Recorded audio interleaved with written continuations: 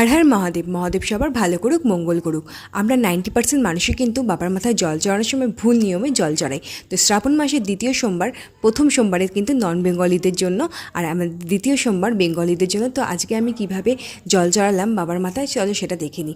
प्रथमे आमी एकटा घटेर मध्ये गंगा जल दूध एबं 11खाना निखुत गोविंदभोग चाल निलाम। एकदम निखुत किन्तु गोविंदभोग चाल 11खाना आमी एखाने निये निয়েছি।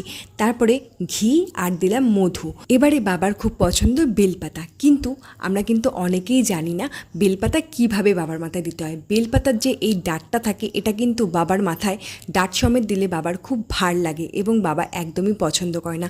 ताई डाँटटा सबसमय किन्तु भेंगे निते हबे एबं निखुत बेलपाता सबसमय देওয়ার চেষ্টা করতে হবে। तो एखाने आमी 3টে बेलपातार डाँट भेंगे निये चंदने माखिए निয়েছি। আমরা বেশিরভাগই সোজা গিয়ে বাবার মাথায় জল ঢেলে ফেলি, কিন্তু এটা নিয়ম কিন্তু একদমই নয়।